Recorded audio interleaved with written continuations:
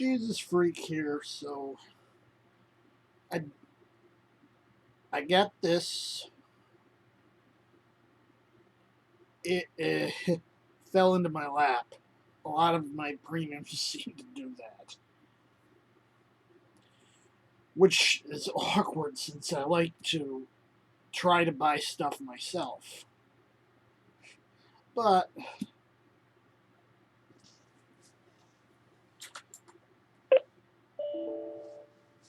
they're not exactly cheap, so it's nice when they do fall into my lap. Mixed blessing, I guess. Anyway,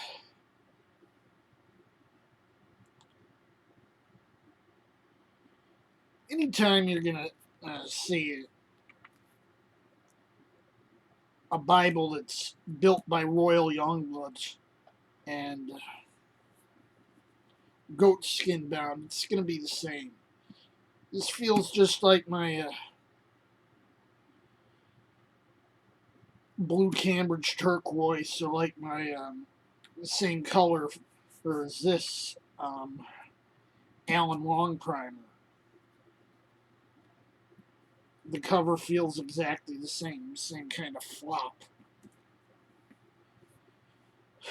One thing that tends to make me twitch about these Schuyler Bibles is their logo. And I mean, yeah. If that's what they want to use for a logo, that's fine.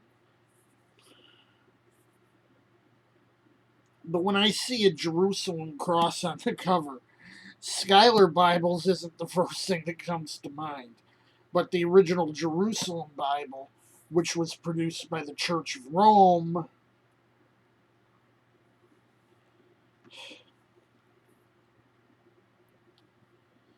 now you might think, it looks too small to be a Canterbury and too big to be a personal Canterbury. It's because it's not a Canterbury.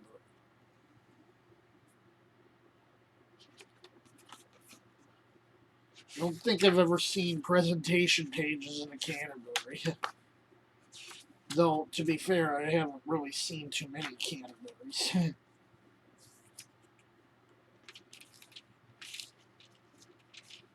This is the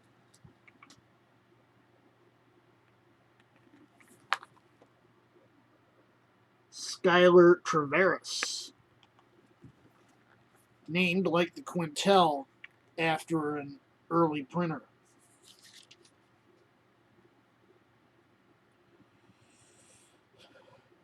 The paper comes from Papeterie du Le Mans in Thonon-les-Bains, France. Not sure how to pronounce that. I probably butchered it. It's 2K Denmark type setting. And like I said, it's Royal Youngblood.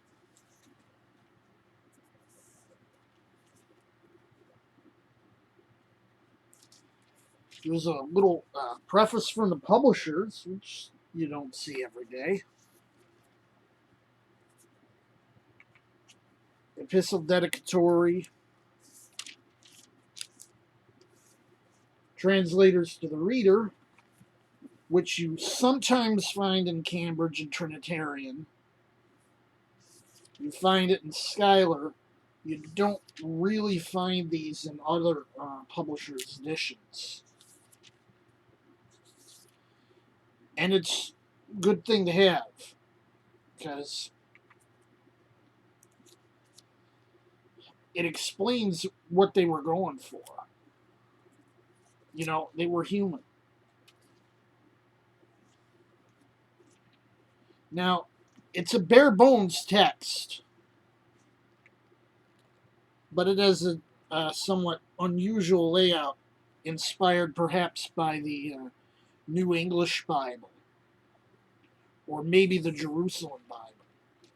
There's a fancy drop cap at the beginning of each chapter, like the Canterbury and like the 1611. There's a larger number on the side. and smaller numbers at the margin for the verse. There's no actual mark for the beginning of the verse, although even though they've reformatted this as paragraph, they keep the old tradition of capitalizing the beginning of the verse, which doesn't make any sense to me if they're using a paragraph form.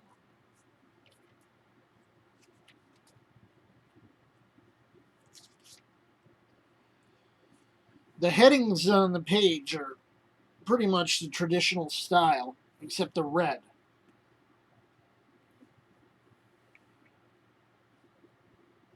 There's no verse numbers wherever there's a drop cap, even if there is a distinction in verses. Oh wait, that's not technically correct. But here you have I guess it's that's what it is. The verse number isn't there because it's on the same line. Verse 2 starts on the same line as verse 1. My mistake.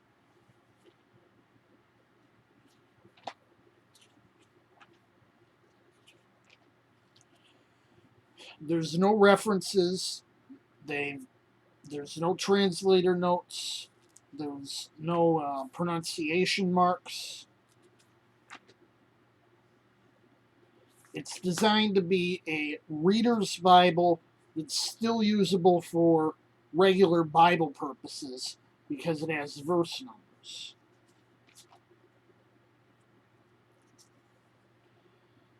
It does add the 5-part division to Psalms.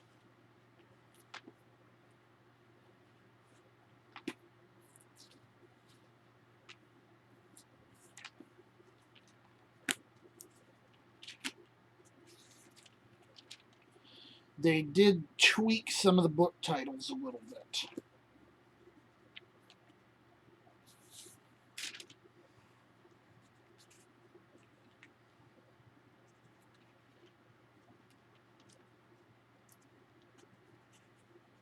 Doesn't look like they did that too much, though.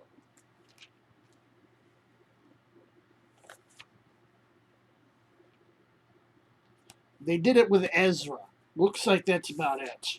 Otherwise, they pretty much kept the titles intact.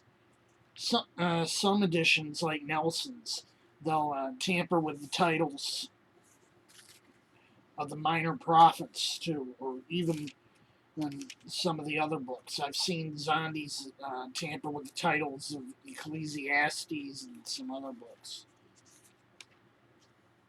Oh, yeah, there's a few places here with the minor prophets they added the book of. See if they kept the Latin names for the old books of the kings intact. Yeah, they did.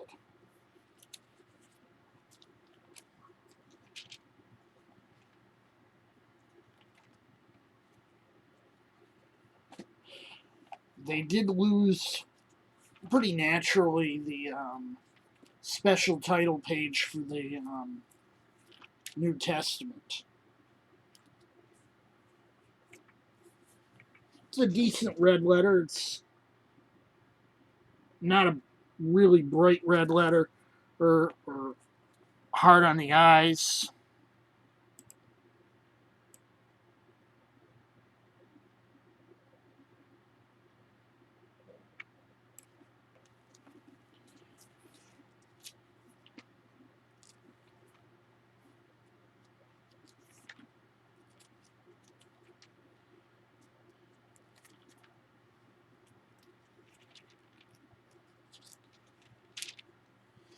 They dropped the colophons from the epistles for the Pauline epistles.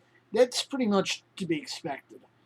I don't think you really see those much outside of Cambridge, Oxford, and Collins.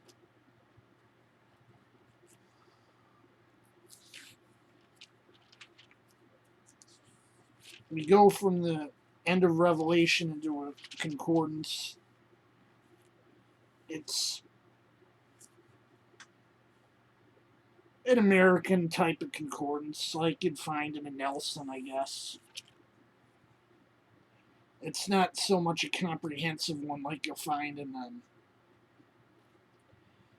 Oxford or Cambridge, but it's kind of it's almost cyclopedic because for names they have some brief description of who they represent.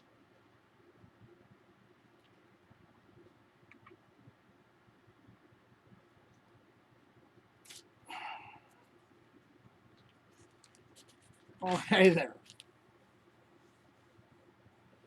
We go from note paper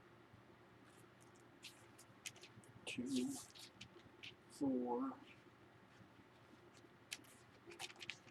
6, 8, 10, 12 pages of note paper, and then you go into the maps. I believe they got the guy who did the old Moody maps to do theirs, but they're their own maps.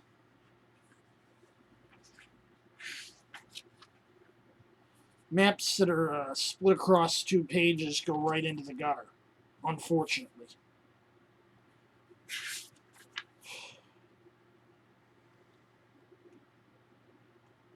And then there's a little gazetteer behind the maps. A few stabilization pages behind it.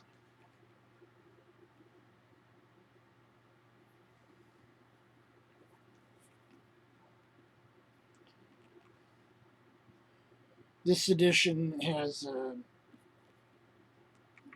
3 ribbons mounted into it.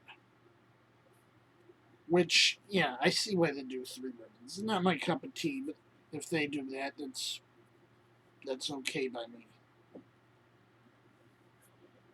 And you've seen the gilding. It's blue over silver, which I like, although I think that more suits a blue Bible than a red one.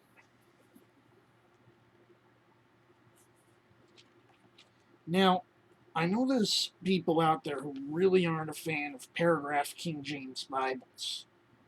I like them. Now, I'm more a fan of the traditional dual column, even though I like my paragraph Bibles. But I like what they're trying to do here. I don't think they perfectly got it, but they did surprisingly well. For they really haven't been around all that long. But you see Schuyler, they're good Bibles. Anyway, this just came out, so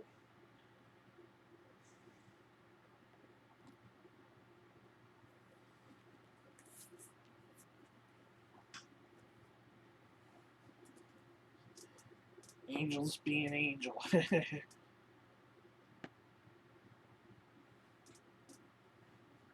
Anyway, Jesus freaked out.